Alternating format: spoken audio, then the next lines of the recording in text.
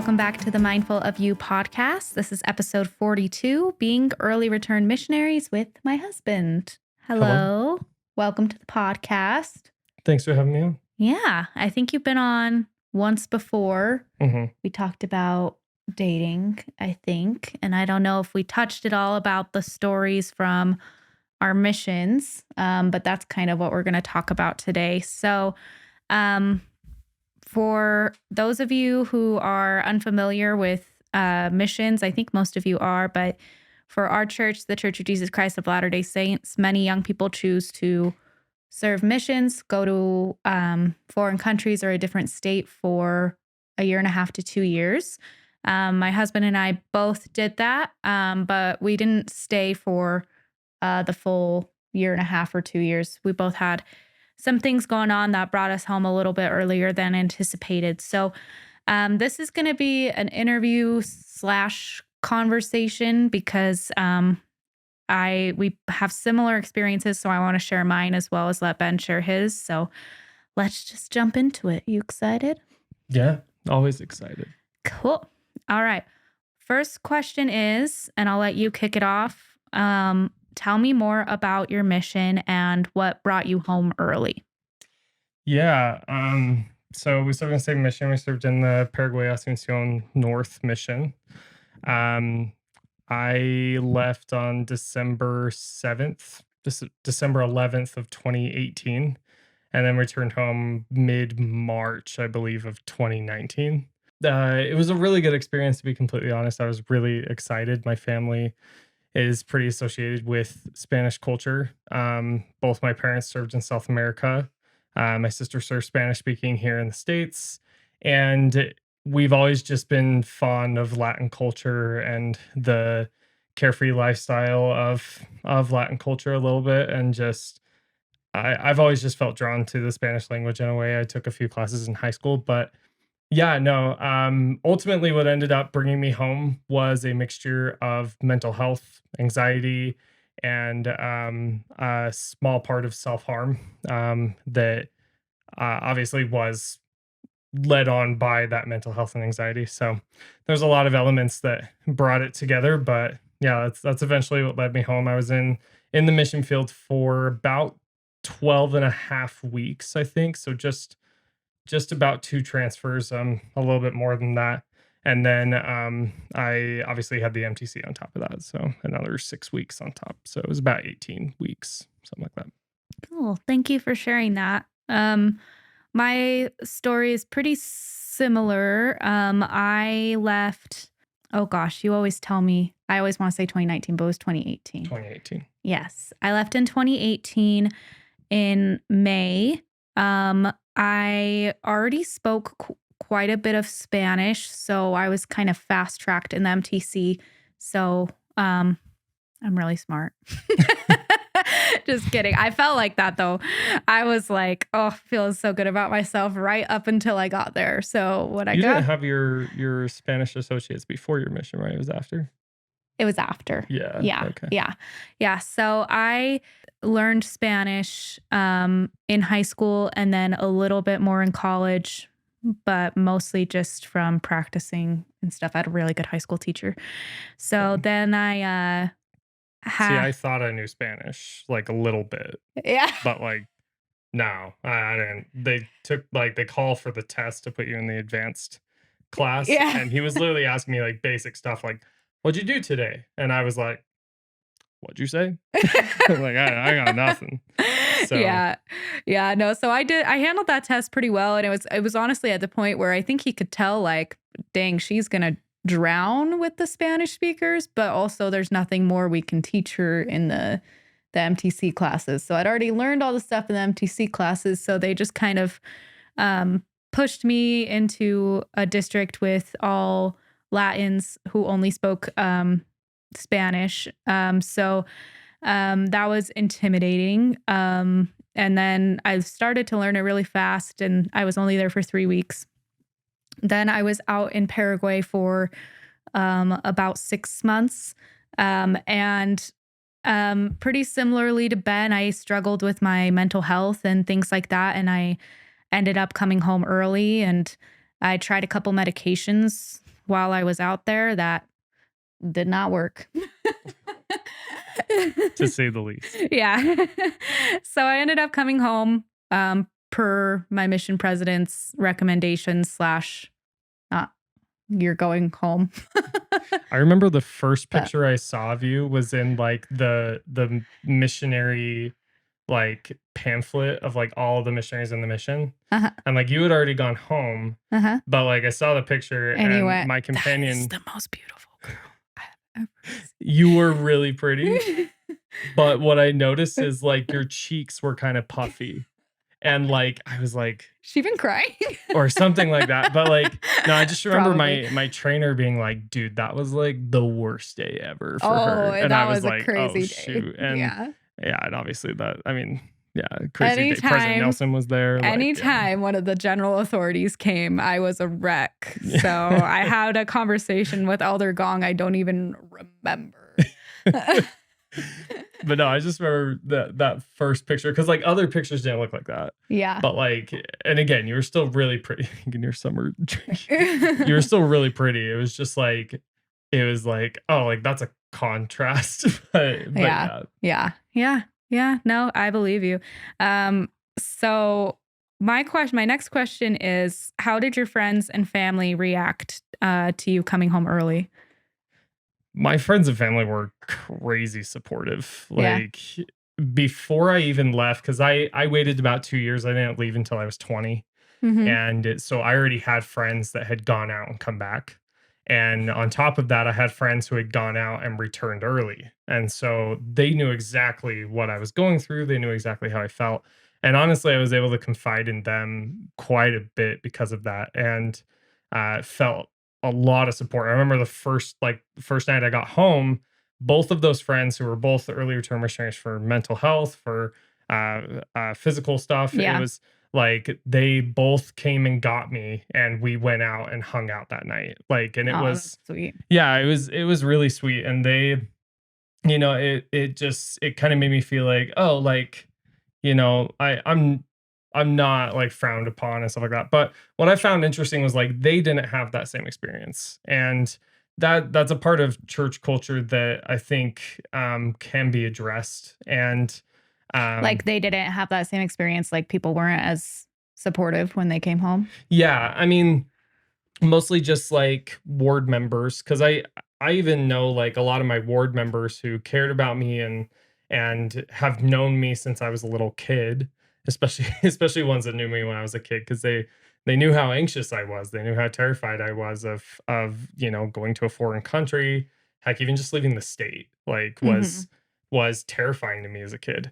And so they were really supportive, but like my friends didn't have stuff like that. It was they'd get interesting looks, or um I think mostly they were really hard on themselves, and that kind of made them not look as outward to other people. But no, I remember my parents being so loving and supportive, and even my siblings, and yeah, I the only person I can really see like not being super supportive of my early return was actually my stake president, Oh, really? which I was a little frustrated with, but I can understand his reasoning because we had worked so hard to get me out there.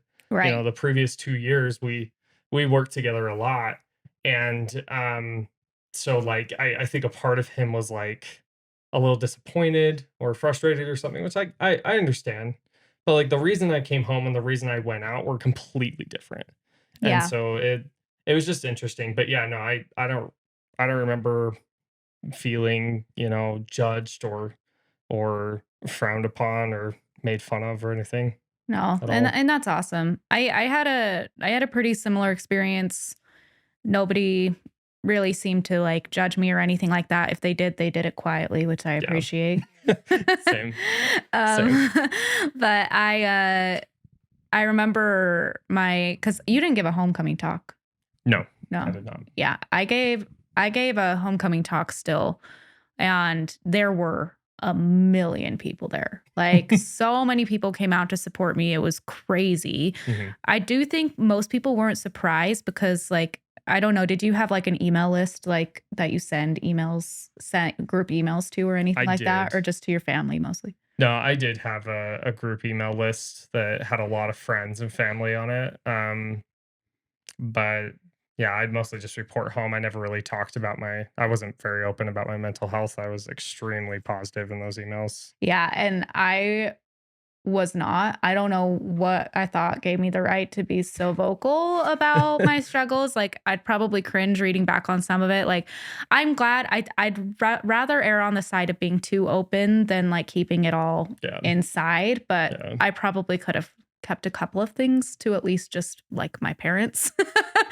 but Yeah. but I think I had expressed that I wasn't doing very well.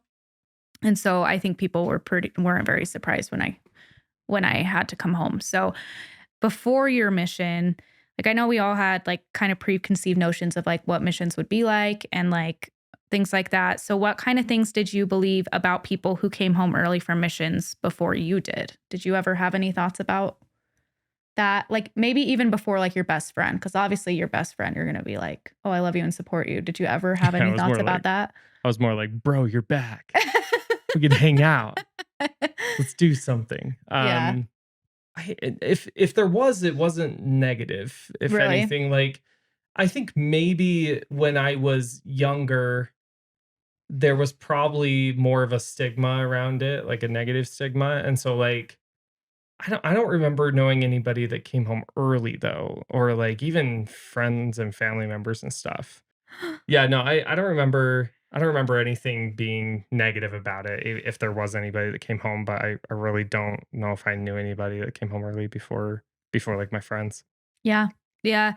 I mean, I knew like your answer to this would be much kinder than mine because I was, oh my gosh, I just was very ignorant before I struggled with my own mental health about how mental health problems work, how they look, and like really embarrassing for a future therapist, all of the judgments I had. But like I remember, I think I've talked about this in at least one, if not more talks before, but I remember when I left or before a few weeks before I left, I told one of my closest friends, I said something like, I don't get why people come home from anxiety. Everybody gets stressed.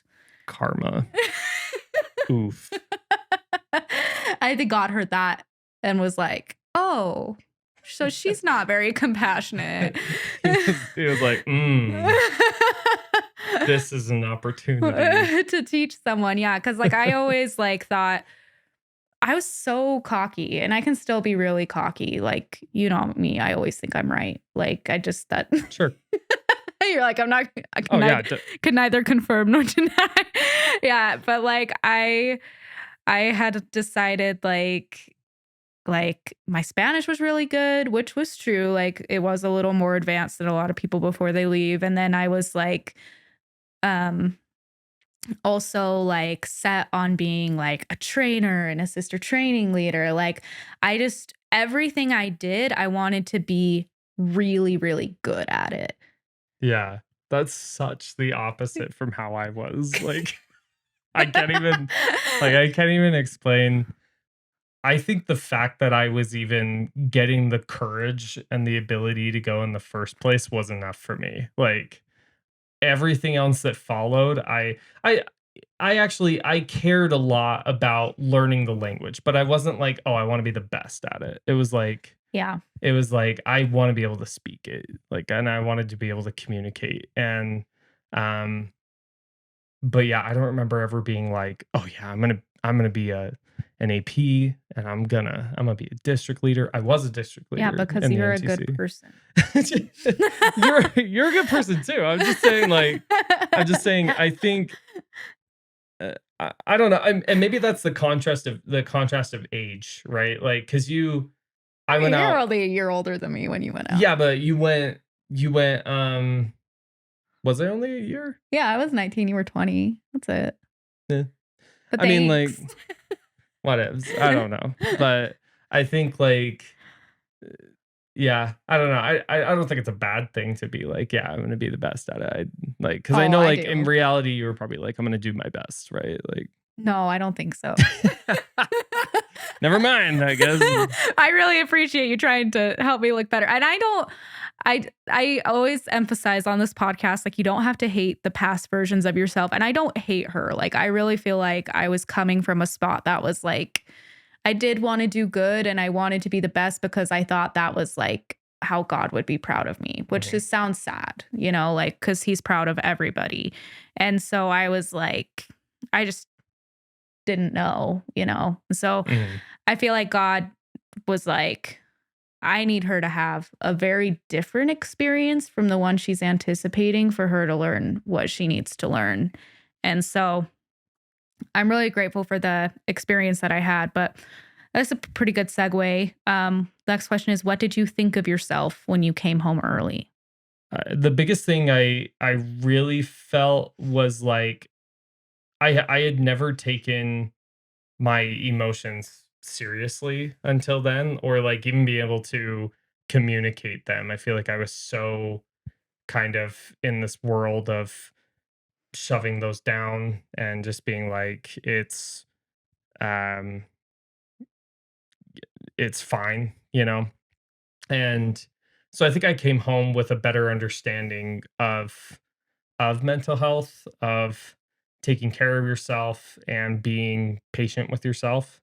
And so I obviously had days where, I felt devastated or I felt super ashamed, right? Mm-hmm. And I remember we went up to Idaho to go visit my sister, and we like were in the car, and I'm sitting there and I get this email from my trainer with a picture of the family that we had taught, and the dad who we had reactivated was baptizing his daughter. And it was like there was a big part of me that I kept telling myself, like, you should have been there. Like, you should be there. You should be there. Right. And that, that was kind of hard to accept. But then there was a bigger part of me that was like, you did that, or you helped with that. Like, you had a hand in that.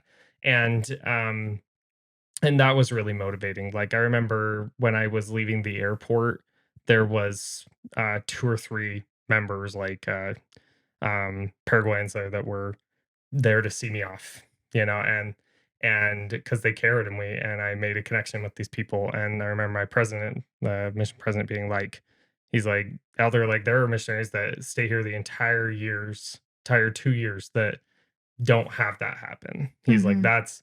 that's really cool. And so I kept kind of looking back on those experiences and being like, okay, like, even though I was there such a short time, I still made a difference, even if it was minuscule. Mm-hmm. And I think that's really how I felt. On the plane ride home, I was kind of just numb and I was tired because I had to, I suffered with sleep insomnia as well. So there were a lot of nights I'd only get 2 or 3 hours of sleep or something. And so like I was extremely exhausted. And then also, 16 hours of flying and then like a Yeah. 6 hour layover in Sao A lot Paulo. of time to think. A lot of time to think. Because you don't have a phone either. You don't have a Yeah. phone. You don't really, I mean, can watch movies on the plane. Mhm. But yeah, there was like no entertainment in the airport. Yeah. No. And I had a camera with me. And there's a video of me walking around the airport just being like, "Yeah, this is great. I'm going home. Sucks." Like, basically how I was feeling. 'Cause the so I think another thing that kind of motivated the negative feelings that I was having when I came home was I was just starting to get the language. I was just starting to feel comfortable the last few days I was there. Mm-hmm. And at that point, it was decided because, like, if I was just struggling with anxiety and depression and it was just a mental health aspect, like, there were things that we were starting to kind of implement, which was like, let's get you talking to a therapist. Let's consider medication type of things. But the thing that really, before we could actually start working with any of that type of stuff, I started doing self harm. Mm-hmm. And the church doesn't mess with that at all. Like, and so like as As they soon as they shouldn't. find out, yeah, like as soon as they find out something like that's happened, you're home. Like, Yeah. and there's no working it through or stuff like that. Like, you're like, and it's not like, oh, we're sending you home because that's bad. It's more we need to get you the help you need. Yeah. And it's not going to be where you're at. Mhm. And so that, at that point it was decided for me. And so again, the last few days that I was a missionary was probably the hardest, because again, I was starting to get all these feelings of, I know the language, I can talk, But you knew you I were can going care, home. but I knew I was going home. Yeah. Yeah. And so it just made it 10 times worse. And so that was probably the biggest negativity about it, but I don't remember feeling oh, I'm a horrible person for having mental health. Like, it was Mhm. more just like, this is something that, is real, and now I'm actually experiencing it. So let's work through it. And then maybe feelings of like, other people have it worse. Like, I had it really light compared to a lot of people that struggle with anxiety and mental health. Like, I definitely have anxiety and stuff like that, but I've been able, like, I naturally have a way of working through things that a lot of people don't have. Yeah. And so, like, yeah, compared to a lot of people, I kind of felt like not as And a big serious support in a way. system. Yeah. Yeah. Well, thanks for sharing that. I think I don't feel like I felt or thought horrible things about myself either. I do remember just thinking and feeling like none of it was what I expected. I was also very unwell. Like, it wasn't just it wasn't just stressed past Mallory. That is a terrible thing to say. Like, I was very unwell, and like so I think I was more focused on like, how am I gonna feel less terrible? Mhm. Like, I really hope this helps. And being home did help, but there was still like, and still continues to be, a long journey after that. So, Yeah. um, what would you tell someone who can't or isn't sure they can go on a mission? Um, I feel like I would say different things for each person. That is true. It would depend on the context. Yeah. Yeah, so I think if it's can't, um, I'd probably understand, like, what's the reason, Is it addiction? Is it, a repentance thing? Is it money? Is it health? Is it weight? Mhm. Things like that. I think in that type of situation, I'd probably just say, the Lord wants missionaries. He wants people out there to spread the gospel. Um, and then I would kind of give a reassurance of, if you really, really want to go, then whatever is holding you back um is a mere obstacle. Mhm. Like, and to just kind of work on it. And I say that lightly, because obviously if there's, you need to get brain surgery type of things like that, that's not something you can be Right. like, That's where you're oh like, yeah, I please can put work this into an appropriate context. Yeah. yeah, but if it's like addiction or something like, pornography or alcohol, drugs, something like that, like, those are things that if you truly want to serve a mission, if you really want to get out there and serve God, then that desire, ultimately, if you're working hard enough, if you're putting in the effort and trying, then ultimately that desire should overcome that thing Mhm. holding you back. I think for those that aren't sure about serving a mission and are just trying to decide, um, I think first thing to say is like there's absolutely no pressure. I know it comes from a lot of people. I grew up with tons of pressure. I grew up with, my bishop constantly saying, my stake president, every single church leader on the planet, and then, and then my parents and my siblings and stuff. And but now I look back and I'm like, in reality, like, if I didn't serve, then that's okay. Like, Mhm. there's other ways to serve. There's other things to do. Like, one of my best friends didn't serve a mission, and I'm not sure if he's still active in the church, but he's a great person, and he's a fantastic worker. He's just a good guy, right? Mhm. And I even sisters that don't serve missions, right? And or don't serve missions and don't get married and become a mom and stuff like that. Like, there are so many other ways to serve. So I think first thing I would say is, like, just take the pressure off. Like, Yeah. it's okay if you don't go. Mhm. But, like, it's also not the end of the world if you do. You know, Yeah. it could be a fantastic life-changing experience. For me, it was. I think what I would say is you definitely need to want to, Yeah. because a mission is hard, and if you're there because someone else wants you to, it's not gonna help. Yeah. And so find reasons you want to if you actually want to, and if you don't want to, then that needs to definitely be taken into account no matter what other people will think of you, because Right. that's just because I desperately wanted to be there and I know you wanted to be there. Mhm. And even so, it was still trying, it was Yeah. still hard. Yeah. I also think I agree with no pressure. And for the ladies, it's just like, yeah, not the only two choices in life are go on a mission or get married. Like Yeah. you can do Seriously. other things. And I also, as this is, are we still recording? Yeah. This is going away from missions a little bit, but I used to also think that when I graduated college, I had to go to grad school or have a baby Mm. right away, because it was like, oh, what am I going to do next? Yeah. So, okay, awesome. How do you think we can support young people when it comes to the decisions around whether to serve a mission or if they should come home early or any of the above scenarios? How can we support young people surrounding their decisions with a mission? How young we talking? Oh, I'm talking like around mission age. Oh, okay. Yeah.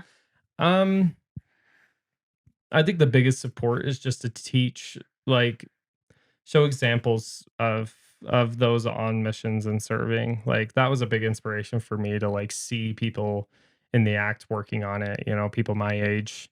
And to see that was a big motivation for me and a big inspiration. Um, I think for those considering returning home early, um, or have returned home early, I think just a big reminder that, you know, the Lord loves you, God loves you, and He cares about every aspect of your life, whether it's, you know, coming home early from a mission or, you know, studying for a test type of things. Like there's so many things that God is molding you into that like I kind of look back now, you know, I've been back from my mission for 4 years now, coming up on 4 years. You're so old. I'm so glad I'm not that old. I think maybe it's coming up on 5. But I look back now and that experience, even though it was a really great experience and taught me to love and care and serve for people and to learn a language, um, it definitely was a small blip of my life, So like small. extremely Yeah. small. And I look at it and I'm like, now there are so many more things that I look forward to and care about that are shaping me into the man I want to be. And like, you know, like, and I think again, it comes to reminding yourself that like that small little portion like is tough in the moment. Like coming home early was really tough for me. And it still is a reminder for me to this day, you know, and is something that I think about every once in a while. Mhm. And I think I've gotten through the point of regret, but definitely for a long time it was regret, you know, Yeah. and I remember you used um to talk about it a lot. yeah. But I think now I've come to terms with like who I've become and who I want to be in the future. So I think yeah, just analyze your situation. How serious is it? You know, what's going on? Do you need to get help at home, or is what you're doing in the mission field working? Like, are you able to work it out in the field? Are there things that you can kind of consider? Again, do you want to be there? Do you want to be there? And if you don't want to at the moment, do you want to, you Yeah. know, and like and maybe consider that too. Hmm. Yeah, because like even hard times like that, like my trainer talked about like a good few month period where he was like super depressed Yeah. and but it was able to get through it and you know overcome that trial that was given to him. But if he hadn't and he did come home early, like I don't think he should have seen himself as any No. lesser of a person. No. So, yeah, what I think about, because I accidentally kind of combined two questions, but because I also have on here, what would you tell somebody who came home early? And I also was thinking like I don't remember if the mission president told me this or who or what, but I just remember knowing or thinking that m- being a disciple of Christ is a lifetime endeavor. It's not like a 2-year or 18-month endeavor. Mhm. And I decided like, you know what? Like I have a strong testimony. I want to devote my life to Christ. Just because it's not working here doesn't mean it can't work at home. And I also felt like even now, like we just moved into this new place and whatever. And I'm like, there are people here who need me. Like I know that there's people here that I'm going to be able to serve and love, and God can provide that anywhere, not just in whatever place you were called on your mission. There's literally so many opportunities to give and to serve and to love. Absolutely. Awesome. I think you kind of already answered the last question. So I think we can call it good. Bueno. Do you have anything else you wanted to add or share? Do you think we covered it? I think we covered a good chunk. Like, yeah. Yeah. I don't know if there is anything else to really share. I think one question that a lot of people tend to have, like when they come home, is like, why? And like, why did this happen to me? Why did I go through this or something like that? And like every single one of my friends, I feel, has kind of come up with why. And like even I've come up with my why. Like, because yeah, there's always the phrase of like, there's a reason for everything. And I think like ultimately my reason was like so we could meet. Yeah. And because again, so if that you could meet the most beautiful girl you've ever seen. 10,000%. But yeah, so I think like, you know, it may take some time, but I do hope like if you are in that type of situation where, you know, you have come home early and you're just questioning like why would God do this to me? Why is this happening type of stuff? Like whether you do or do not receive that inspiration as to like why you did come home, like just understand like there is a reason for everything. It's personal growth, it's development. The reason we're here is to learn and grow and develop. Well, you can always connect the dots later in life, right? Yeah. Like maybe you don't even know what your reason is till you're later in life, or until you come face to face with like Heavenly Father and Jesus Christ and talk to them about it. But I know my reason, I already expressed it. Like obviously I'm so grateful to have met you and the most handsome boy I've ever seen. But I also I had some lessons I needed to learn, and I needed that splash of water in my face. And I also know that I feel very drawn to the field of mental health and of helping people with that. And I wouldn't have been able to do that unless I knew what it was like to have a hard time. And so that's kind of why I feel that's happened for me. So, but anyway, thank you guys so much for listening. Thank you, Ben, for being on today. Of course. Let me know if you enjoyed this episode in the Q&A section on Spotify. Make sure you subscribe to my YouTube channel if you haven't already, and I will talk to you guys next week. Bye-bye.